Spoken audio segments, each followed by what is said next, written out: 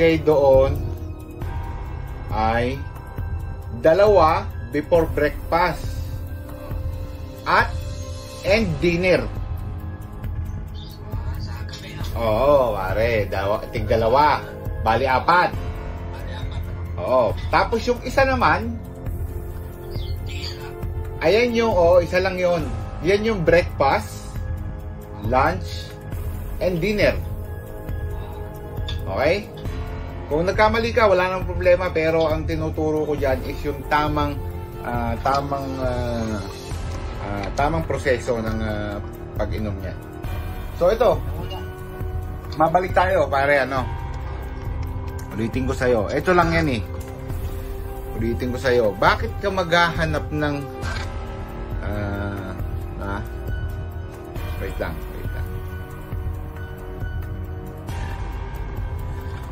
Bakit ka maghahanap ng marami kang idudumi?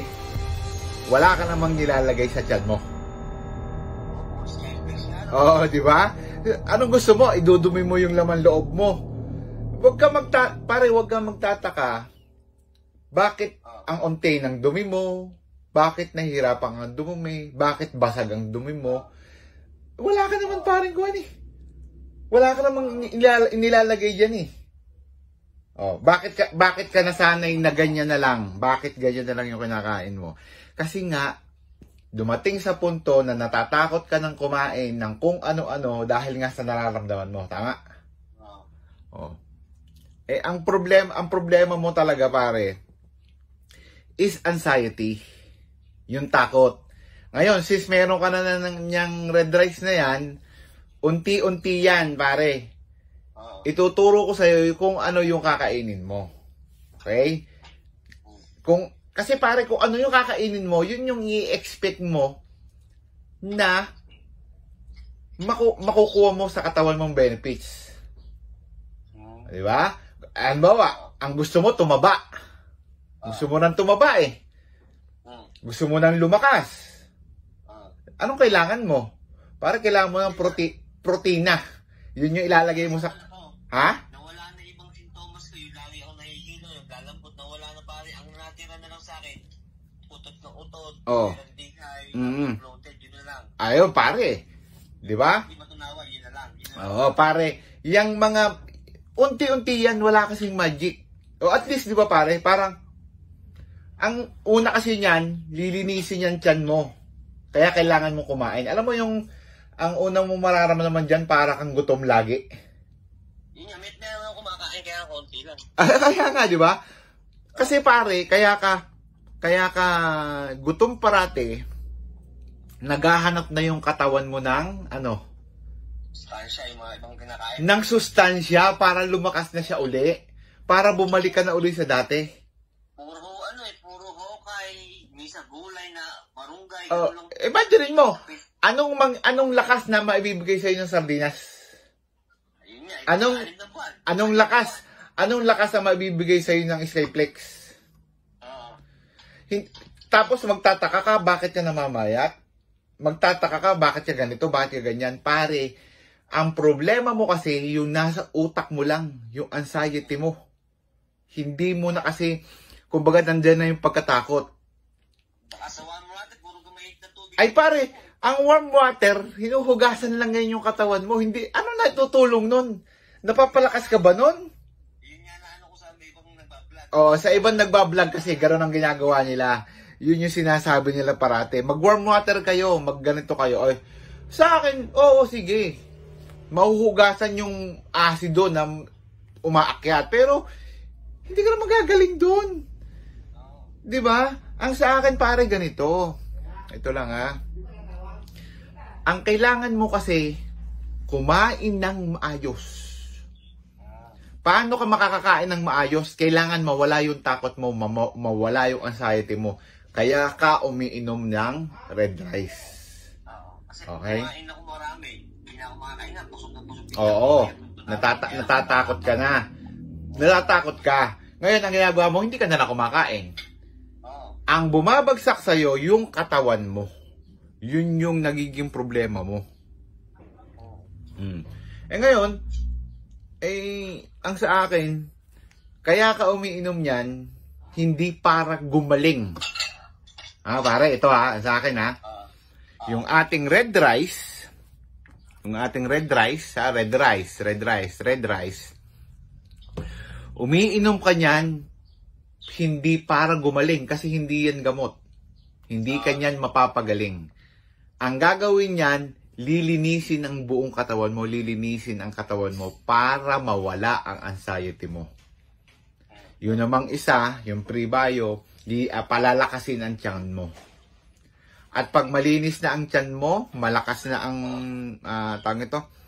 mawala na anxiety mo, makakakain ka na ng maayos.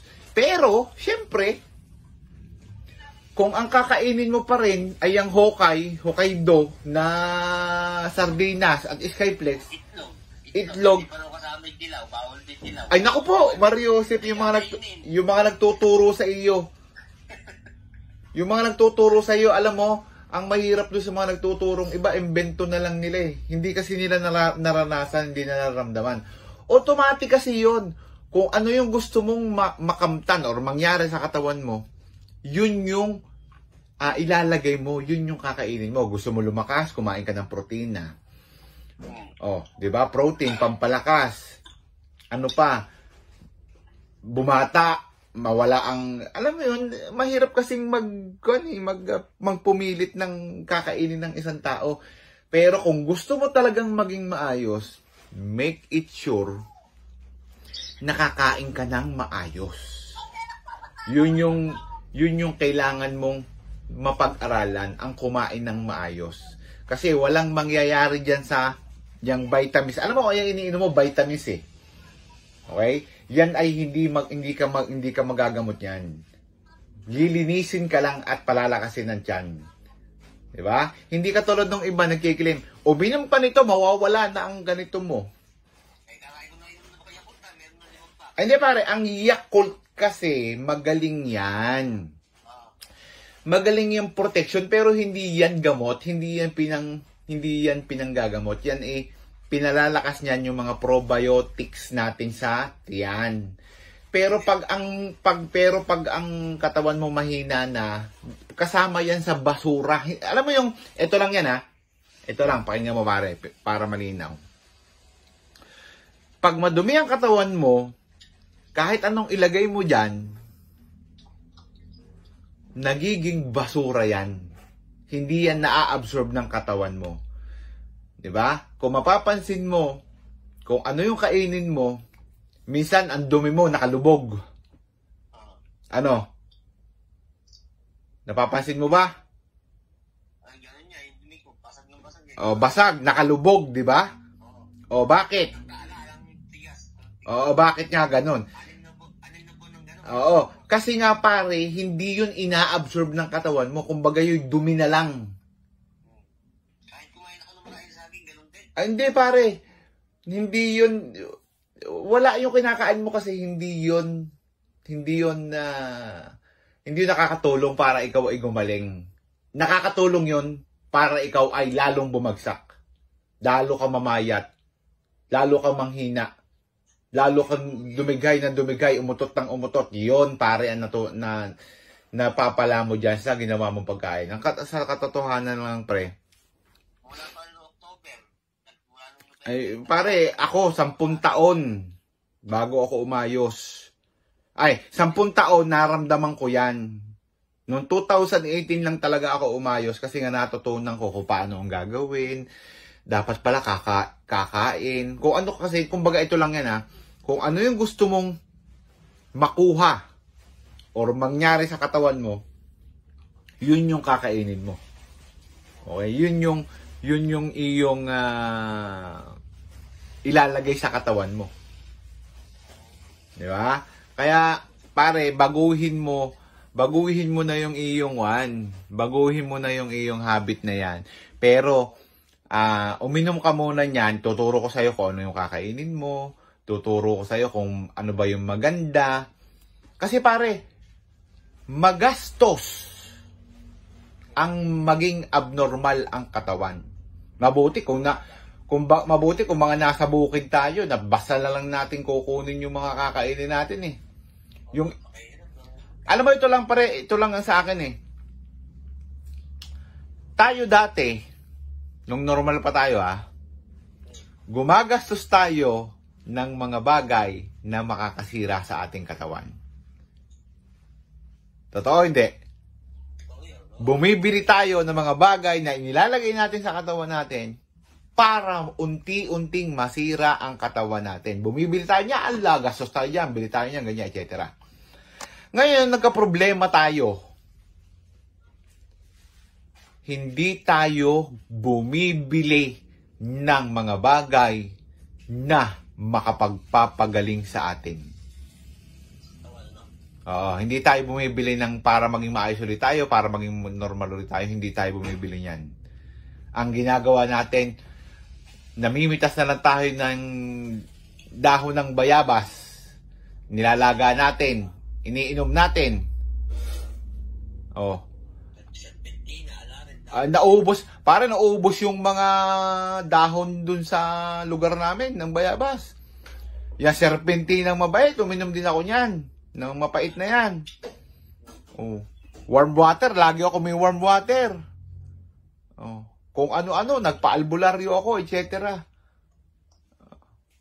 Kasi nga, huminto ako ng pagkain, katulad ng ginagawa mo. Skypets, hindi lang yata isang kahon na nakain ko niyan. Tapos ang tubig ko, alam mo yung tubig ko? Yung kulay pula, yung nabibili sa 7-Eleven, yung alkaline. Ay, takot ako sa acid.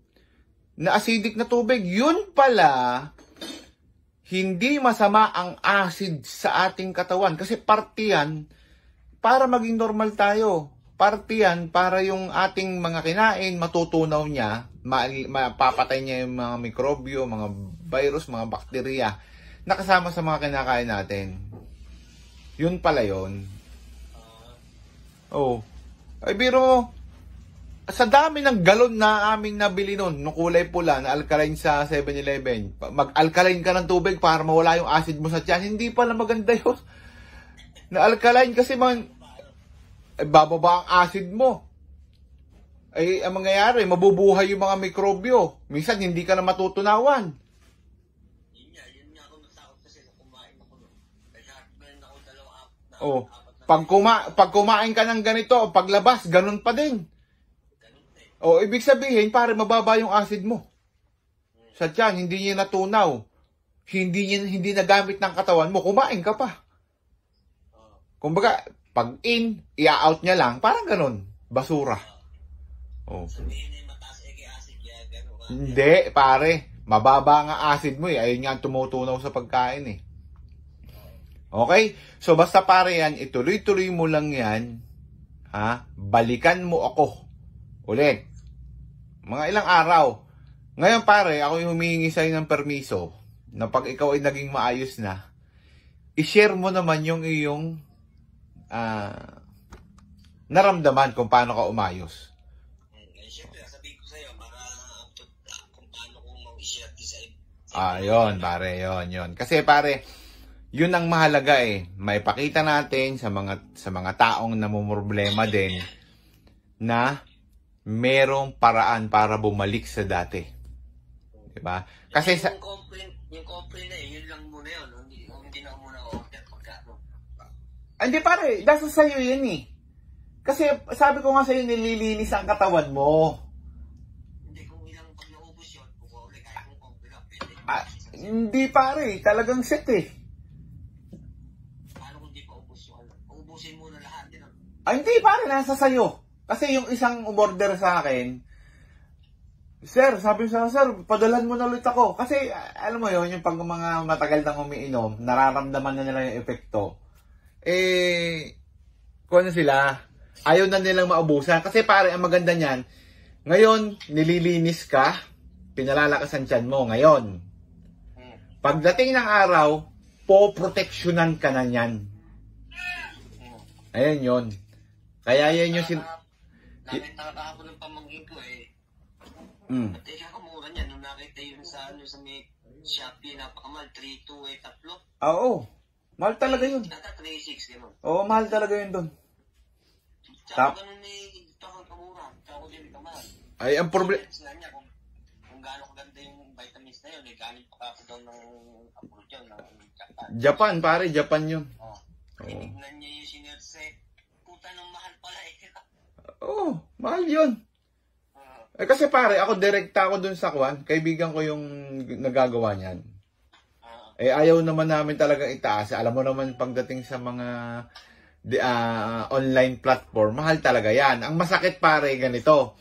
Merong umorder daw sa Shopee. Pagdating daw sa kanya, mangustin. Ay, mangustin. Mangustin ang laman. Sinunod yun, nakita mo sa vlog yun. Diba? Sabi ko, mangustin yung laman. Ma'am, sir. Ay, patay tayo yan.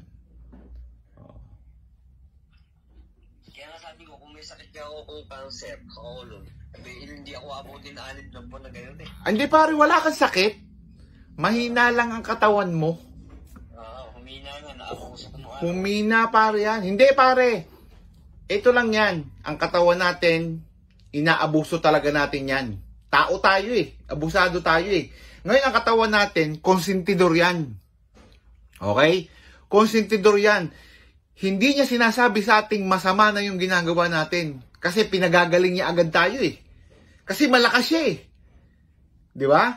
Ngayon, pagsapit mo ng 30 pataas, biglang hihina yan. Magsisignal na ngayon yan na may problema ako. Ipararamdam niya sa'yo yan. So, yan na. So, yan na yun. Okay?